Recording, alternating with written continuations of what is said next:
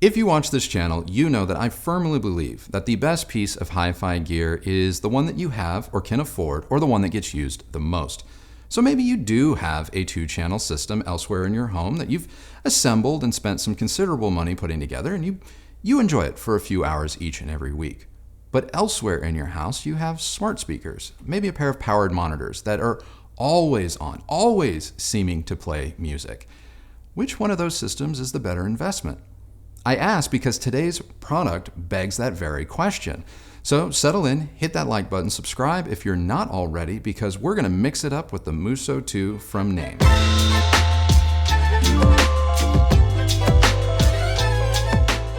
The Mu-So is now in its 2nd generation, and according to Naim, almost everything about it has been either reconfigured or re-engineered for Gen 2. Notable improvements include all new speaker drivers created in partnership with Focal, better bass response, HDMI connectivity, smart home integration, better compatibility with music streaming apps, as well as all new internal digital processing. Now, Gen 2 brings about another change in that you can now customize the colors of the grille at an added cost. There are 3 new options: olive, terracotta, and peacock, which may be a little bit more decor friendly compared to the standard charcoal gray.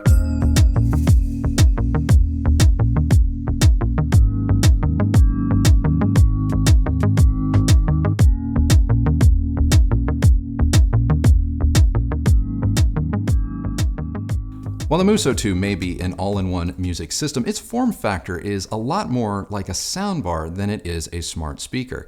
In fact, it looks a lot like Naim's own Unity Nova, only its front panel is entirely dominated by speakers rather than a large screen.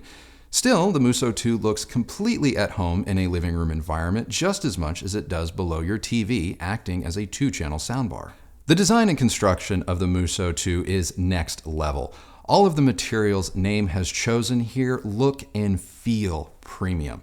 Like our Unity Atom, it's a device that you want to interact with, no doubt because of its large volume dial and touch interface. But if you don't want to mess about with its manual control or its included remote, you can still control the Mu-So 2 via the Naim app. And if you watch this channel, you know that I'm a huge fan of the app. And I've loved it ever since encountering it with our Unity Atom. And I'm pleased to announce that all of the same functionality that I found with the Unity Atom is carried over into the Mu-So 2. You can even control all of your connected Naim devices for a very premium distributed home audio system, which is what we did when pairing the Mu-So 2 with the Mu-So QB2. The Mu-So QB2, just as a quick aside, is a more or less compact version of the Mu-So 2. Though it's not quite a 2-channel audio system replacement, it's more of an omnidirectional background music player. Still, it has a lot of the same functionality as the Mu-So 2, but it does lack the Mu-So 2's HDMI input. Bringing things back to the app, it has full integration of popular music streaming services such as Tidal and Spotify. You're also going to find support for some audiophile favorites such as Roon and Qbuzz. And I found it very easy to integrate the Mu-So 2 into our existing Google Home ecosystem. So what does that make the Mu-So 2? Is it just a high-end fancy smart speaker, or can it legit replace a 2-channel dedicated system? Well, why don't we start by talking about what the Mu-So 2 isn't, or what it won't do.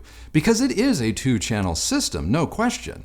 But it's not a 2-channel system that is relying on some fancy DSP or reflective speaker technology in order to convince you or trick your brain into thinking that it's listening to 2 discrete loudspeakers separated by physical space.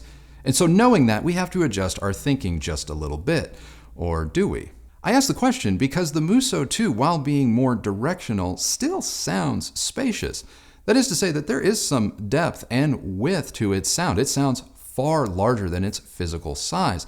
It just doesn't sound like 2 discrete speakers coming together to create that effect. So let's think about the problem this way. When we talk about imaging or soundstage as it relates to 2 stereo speakers, we want good focus and detail throughout. But we also hope that that sound kind of extends beyond the outer boundaries of the speakers themselves, and if we're lucky, we'll get a 180-degree or greater sonic presentation. But at a minimum, with respect to soundstage, between the speakers, we want good detail and a solid center image. Well, the Mu-So 2 does all of that, arguably better than some 2-channel setups. Now, I will be the first to admit that the Mu-So 2 doesn't orally disappear the way that some two-channel speakers can. And that's because it's literally right in front of you and your brain won't let it. Close your eyes for a track or two and the Mu-So 2's sound does start to sound a little bit more traditional. But open your eyes and it becomes a little bit more directional and directly in front of you. But this isn't the fault of the name, it's just how our brains work. So with that out of the way, what does the Mu-So 2 sound like? Taking soundstage off the table and focusing solely on sound, the Mu-So 2 is a Naim product through and through. You can hear the lineage, just as I could in our Naim Unity Atom. So this is going to be a sound that you either love or maybe it's just not going to be for you. If I had to describe the speaker in one word, it would be clean. This is not a neutral or organic sounding loudspeaker in that it's not going to try and convince you that the violin you're listening to is a real violin. But the violin it will present you with will be incredibly detailed and articulate, which you may prefer. And I'm choosing to phrase it this way because the Mu-So 2 is a decidedly digital sounding loudspeaker. You are aware of it. It is the type of sound that it could only be digital, but it's digital at a very high end, and that is okay. Because poor recordings with a load of top-end compression, like Panic at the Disco, suddenly take on an element of competency and, well, naturalness through the Mu-So 2. In truth, a lot of recordings, all recordings, start to sound really good through the Mu-So 2. This is why I don't call this a neutral sounding loudspeaker, because Naim is definitely using some of its own secret sauce and bringing it to the mix, and I love it. The reason I love it is simple. It makes listening so much more approachable. It is so easy to get lost in a playlist or an internet radio station such as KCRW because everything just sounds so good through this loudspeaker. It reminds me a lot of my early Bang & Olufsen systems whereby I would just play CD after CD, getting lost in the music, rather than listening to the same track over and over again, trying to pick it apart for its details or faults, which just becomes exhausting. Stepping away from the speaker's overall sonic signature, you should know that for a small speaker such as this, the bass that it is capable of putting out is startling. It's not going to shake your photos off your walls, but I think you might be pleasantly surprised by the richness and taut bass that it does have. Now, there's no way to add a subwoofer to the Mu-So 2, but in most rooms, I'm not sure that you're going to want to, because a subwoofer may otherwise upset this speaker's incredible coherence, at least top to bottom. You can adjust the bass a little bit by going into the app and selecting one of 3 boundary compensation settings, but that's about it. And in that all-important mid-range, there's just a clarity and liquidity to the Mu-So 2's sound that definitely makes vocals the main event. So if you've ever watched a movie or listened to a track and gone, what did they just say? The Mu-So 2 is going to help you to answer those questions. But more than that, there is a great amount of detail, not to mention inflection, but it's not overly warm or romanticized. It's just, it has an ease about it. It's more of that Naim voicing we spoke about earlier. So albums or tracks that are a little bit more rough around the edges, say for instance Placebo's Infrared or Meds, they're going to sound brilliant through the Mu-So 2, but they may just seem a little bit more polished than what you might be used to. High frequencies are definitely editorialized here. Extended and detailed, yes. Airy, no. There is a sheen to the high frequencies, but don't mistake that sheen for glassy or brittle. It's none of those things, but it's not exactly neutral or organic either. Dynamically, the Mu-So 2 is incredible, though you should know that there is a dynamic limiter inside the loudspeaker to keep things from getting out of hand. Now, at no point during our listening sessions did I feel like that limiter was reached or getting in the way, but it is present. Still, for a small speaker such as this, it was capable of filling our large open concept living room with sound at a very high level. And its reflexes are near lightning quick, and in a lot of ways it responds much like a high-efficiency loudspeaker. Though, unlike a high-efficiency loudspeaker, it's not going to become overly forward or aggressive when pushed too hard. Now, I've been talking about the Mu-So 2 as it pertains to music this whole time, but another way that we enjoyed this speaker was as a soundbar. I mean, it does have an HDMI input with ARC support after all, and as a soundbar, it's incredible. No, it doesn't do any faux surround sound decoding or try and trick you into thinking that you're listening to a surround sound system, but for what it is, it sounds positively huge. Arguably, it sounds larger when watching movies than it does when listening to music. I actually find little to fault about the Mu-So 2's sound or its day-to-day livability, but there were just two things that I noted that are worth mentioning. First, the speaker likes to wake up out of standby mode all on its own from time to time, and that means that its lights sort of burst to life. And in the middle of the night, when installed in our bedroom, this was obviously a problem. Thankfully, you can fix this by going into the app and simply dimming the lights or turning them off altogether. Now, the other thing that I didn't like about the Mu-So 2 has to do with where Naim chose to put all of the inputs. They are located on the far right side of the speaker underneath.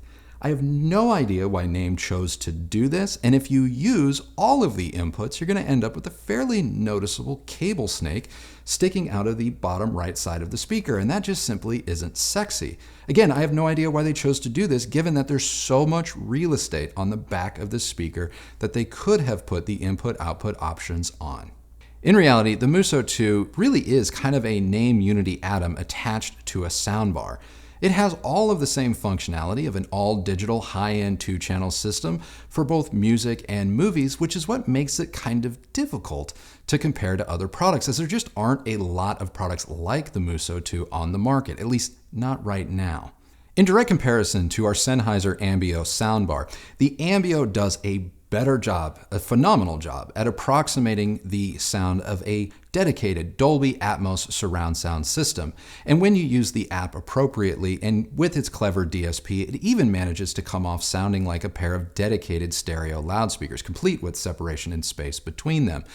But compared to the Mu-So 2, the Ambio soundbar isn't as well built and it lacks the Naim's design.